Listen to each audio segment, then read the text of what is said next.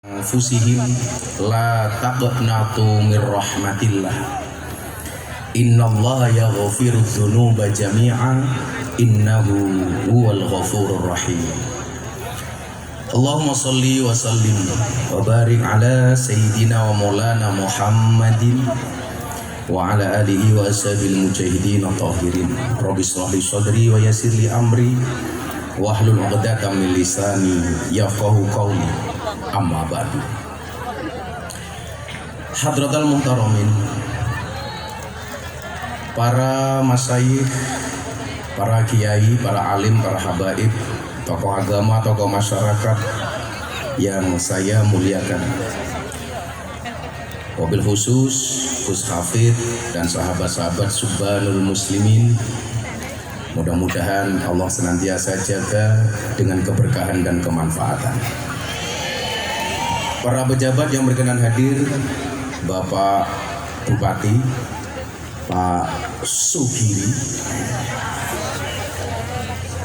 Bupati yang sangat sederhana. Saya agak susah membedakan diksi sederhana dan miskin. Apakah beliau ini pribadi yang sederhana atau miskin? Kayaknya ya BBT, beda-beda tipis. Tentunya beserta istri. Halo Bu. Wajahnya, mohon maaf, hatinya pasti bahagia, bisa dilihat dari bajunya, bunga-bunga. Saya meyakini kesuksesan seorang Sugiri itu tidak lepas dari doa seorang istri. Itu artinya semakin banyak istri, semakin banyak yang mendoakan.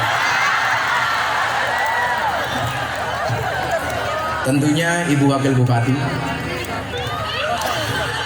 ready matam. Ibu Bupati yang saya sulit untuk membedakan antara gemuk dengan gemoy, yang beliau baru merayu saya untuk mencarikan rekom supaya bisa maju lagi. Sorry Ibu Bupati, sebelum sedingin laut lepas, kita sebelumnya pernah sangat salon pas ya. Serta para pejabat yang berkenan hadir, Pak Danrem, Pak Dandim, Pak Kapolres, dan seluruh jajaran Musbida yang saya banggakan. Bapak Ibu warga masyarakat Ponorogo rahimakumullah. Alhamdulillah, baru tadi malam saya landing dari London. Saya ada ngaji dengan Muslim London sekaligus nonton final champion antara Dortmund dengan Madrid, dan alhamdulillah Madrid menang dengan skor 0-2. Berapa skornya? 0-2. Bukan 2-0, 0-2. Gini rasa guyang-guyu. Ini calonmu beda. Madrid menang. Tapi alhamdulillah malam hari ini saya nggak kenal kata jet lag. Kalau dulu orang bepergian apalagi naik pesawat selama 16 jam, Jakarta Dubai 8 jam, Dubai London 8 jam, masih tambah Jakarta Jogja. Walaupun di tempat yang sangat tinggi, alhamdulillah saya tidak kenal dengan jet lag. Saya meyakini diperhatikan tinggi banget. Kirain Monas Jakarta, ternyata tembok antara kita.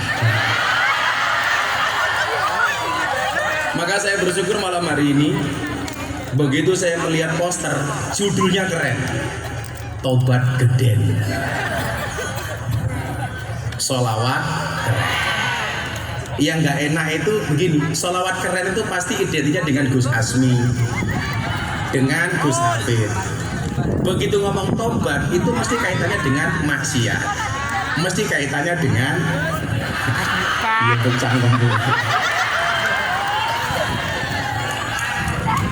Jadi kalau ngomong selawat keren yang diingat-ingat Gus Asmi, begitu tobat geden yang diingat-ingat Gus Miftah. Nah, Bapak Ibu dan kawan-kawan sekalian yang berbahagia, ahli syariat itu menemukan Tuhan dengan ilmunya. Semakin dia mengkaji ilmu, maka dia akan meyakini keakbaran Allah.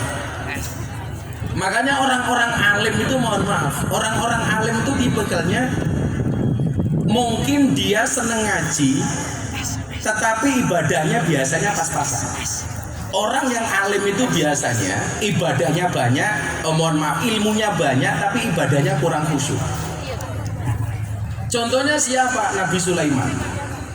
Nabi Sulaiman itu nabi yang sangat alim, tetapi ibadahnya kalah khusyuk dengan bapaknya Nabi Daud. Contoh begini, masih ingat cerita Kubro dan Sugro, kakak adik. Kubro ini kakaknya, Sugro ini adiknya. Kubro dan Sugro ini sama-sama matang, hamil. Kalau bahasa Jawanya apa? Ngandut. Bahasa lebih halusnya apa? Anggarep beni. Kalau anggarep sari itu men, anggarep beni itu matang. Saya itu kalau ngomong halus, Pak Giri kalah sama saya. Kalah. Cuman kalau saya ngomong halus, orang Ponorogo malah kaget loh. Miftah cangkemnya kesambet loh. Jadi meteng itu bahasa Jawanya ngandut, yang lebih halus namanya anggarep beni. Kalau menstruasi itu anggar sari. Menstruasi ya, bukan mencret-mencret. Dua-duanya ini hamil, meteng.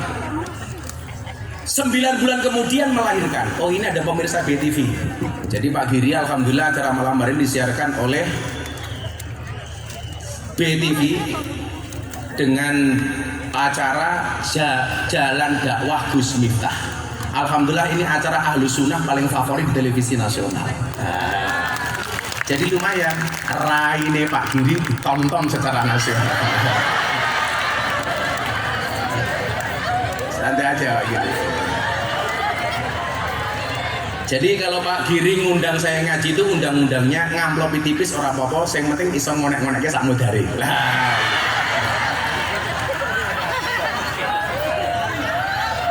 Saya ditanya sama orang Ponorogo, Gus, hebatnya Pak Giri itu apa di Ponorogo? Saya bilang, Pak Giri itu kalau duit nggak punya. Betul lah, orang di duit jangan. Tapi hebatnya dia sebagai pemimpin Ponorogo apa satu? Modal rai. Pokoknya saben ada acara masyarakat datang teko, wis ora duwe isin pokoknya. Tapi mohon maaf, rakyat sekarang itu senang dengan tipikal pemimpin sing ra duwe rai.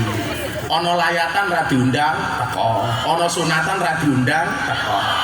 Ora iso nyumbang bondo, minimal nyumbang suara. Lah, soalnya Pak Giri ini alhamdulillah senajan ora duwe duit tapi suaranya apik.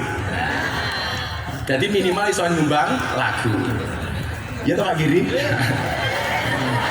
Orang ya antem. Akhirnya dua orang ini hamil, sama-sama hamil dari pernikahannya. Ingat ya, hamil di dalam pernikahan, bukan di luar nikah. Hati-hati, jangan sampai kalian hamil di luar nikah. Itu namanya kebobolan matamu, kebobolan. Kalau bal-balan wae kebobolan. Kalau bahasa Inggrisnya sama eleven, kumpul kebo. Kalau ada orang kumpul kebo, hati-hati, punya anak namanya gudel.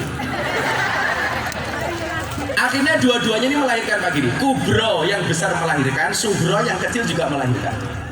Bayi itu kan lahir pasti sama. Mungkin dulu Pak Giri pas lahir bareng Gus Asmi umpamane, kuwi bayi ini mesti podo. Senajan to tuwane beda. Sing siji ganteng, sing siji wireng.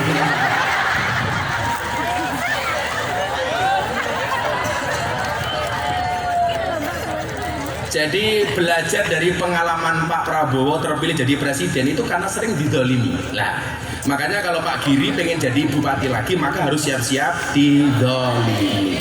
Kira-kira begitu Pak Giri. Itu kampanye yang paling murah Pak Giri. Yes, gampang langsung diatur lah. Cuman saya itu agak terganggu dengan Tegal Sari itu tahun ini nggak ada haul. Alasannya karena mendekati pilkada takut untuk kampanye. Sebenarnya alasan yang tidak logis. Bukan, pengajian akbarnya nggak ada. Rasanya harus ngomong karena aku cok panitia nih. Aku tuh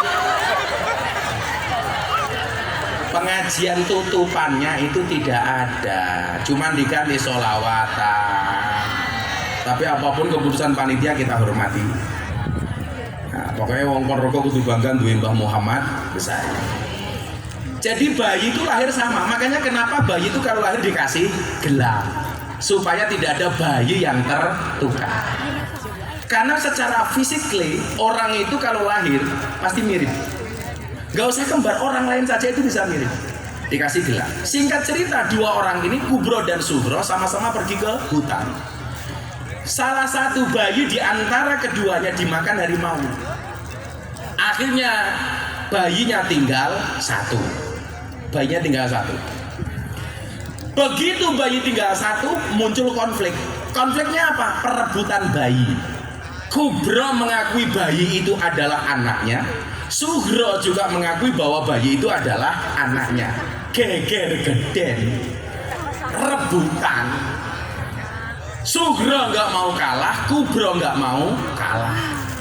Siapa yang gendong bayinya? Sugro. Akhirnya karena nggak ketemu solusi, dibawalah ke pengadilan kerajaan Nabi Dawud. Ini dibawa. Dua-duanya mengajukan gugatan di pengadilan Nabi Dawud alaihissalam. Nabi Dawud itu tipikal khusyuk yang tadi saya bilang, bukan alim. Yang alim itu Nabi Sulaiman. Makanya ayatnya bunyinya apa? Fafahamna Sulaiman. Yang paling alim itu Sulaiman. Rebutan ini, Pak. Bayiku, bayiku, bayiku, bayiku.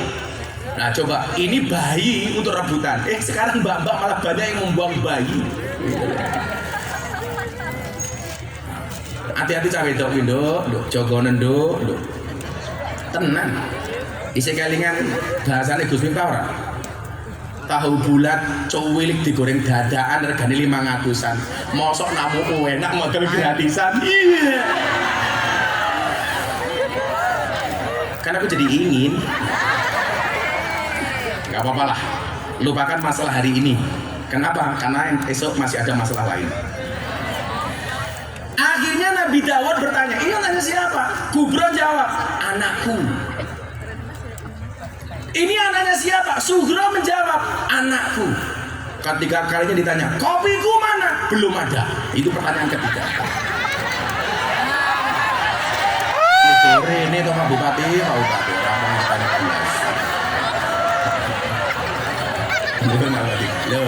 ini baru Bupati Pelayan Rakyat.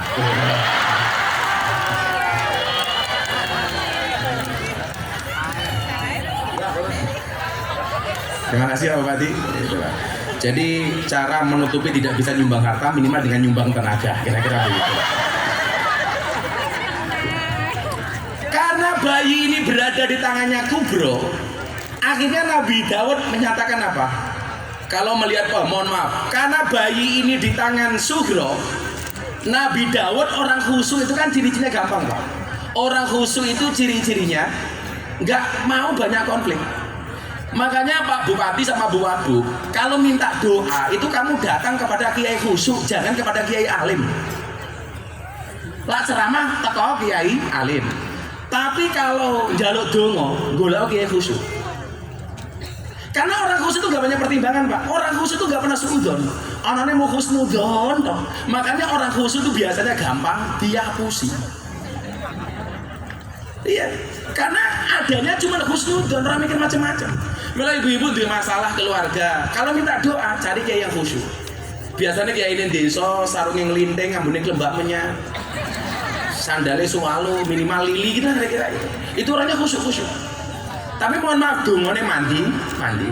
Akhirnya pengadilan Nabi Dawud memutuskan bayi ini adalah merupakan anak dari Sugro. Kenapa? Karena yang gendong bayinya itu Sugro. Pengadilan ditutup. Begitu keluar pengadilan ketemu Nabi Sulaiman. Nabi Sulaiman itu anaknya Nabi Dawud. Ibu, bapak, sebelum saya lanjutkan, itulah alasan kenapa Nabi Muhammad itu tidak punya anak laki-laki yang hidup. Kenapa? Karena kebiasaannya kalau Nabi itu punya anak laki-laki biasanya menjadi Nabi. Contoh Nabi Ibrahim punya anak Ismail, Ismail menjadi Nabi. Nabi Daud punya anak Sulaiman menjadi nabi. So meneh Nabi Yakub